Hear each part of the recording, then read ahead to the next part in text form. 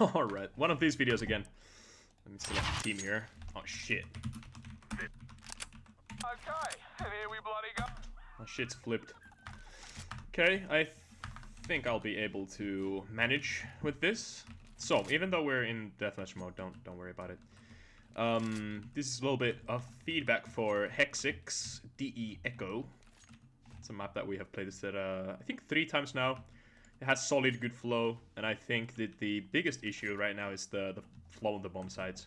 We can see that B bomb sites like kind of open and empty, or whatever. The sidelines are there. It has like that good kind of like pushing in from CT. You have options right up until the bomb site, and then you really have to fight like around in this area. What I would want to see is like a little bit more action to like this back half of the bomb site. So maybe making this box like a little bit larger, and then raising this this thing up a little bit, so you could actually like this would have more weight to it, like this back area, and then from the boxes, this might as well be like 2 separate big boxes that you could jump from here and then get on top, just so that this back area would have a little bit more importance. Also, it's kind of weird that this is like you can't peek from. I mean, it's if this was laid out in this way, you would still be able to like stand here, but not overextend, like peek there. But that's really the issue there. This area here, I would like to stand on the railing just to make it like more. So right now this spot is like very one and done. You play from there. You play from there once, and the T is going to like clear every time. You know you get 1 kill, and that's it. Okay, then I had an idea for this upper area. That you could make the sideline very straight. So like right now it goes like this, and you have to overextend here, and it doesn't really have like that much merit when it comes to gameplay late round. It's just literally you rotate it through here. If you have CT, you can get there. If you don't really have CT, then it's like then you have less more of the mid to rotate, and then if you're here in mid, you have more straightaway path to the squeaky door anyway. So this area is kind of rendered obsolete now. But what would be kind of cool to do is somehow connect it to this sideline.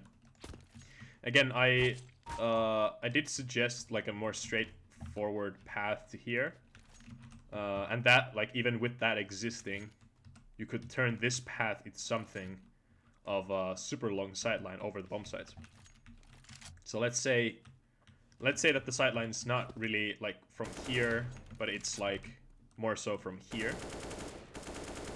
You have a doorway, and then a hallway that goes all the way through here, with the ladder entrance in the middle, just so that it would be like kind of an annoying place to get to from down here. And as a CT, you could hold the rotation path, but if the terrorist gets the entrance, just happens to get here somehow, they can now choose to rotate between the A and B bomb site. The downside to this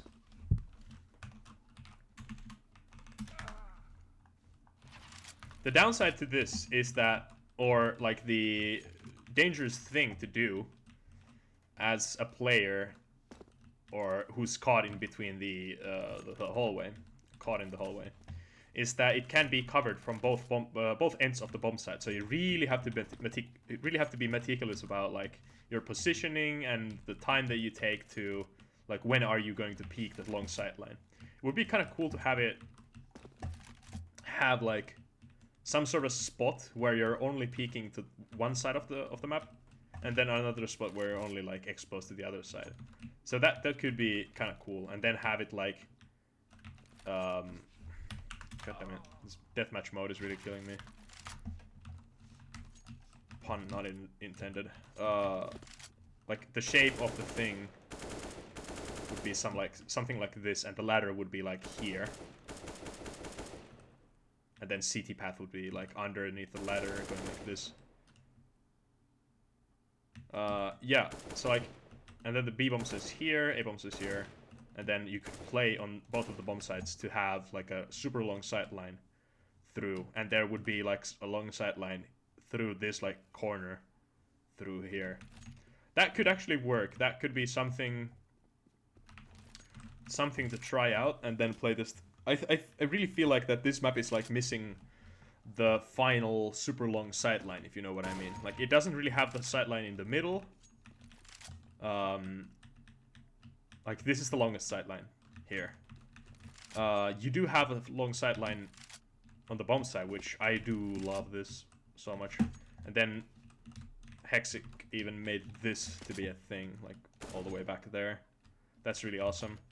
But yeah, I think instead of having the classical mid sideline like here in these corridors, also I think like in my mind I feel like this should be the peak, but then again, like this is kind of strong. When you're playing the map, like these corners don't feel that strong. Either way, you're like, you know, you can play around them. They don't feel that good to hold, since you don't really have anything to fall back on. And then, yeah, this feels kind of random, and like here you can get shot in the back quite easily.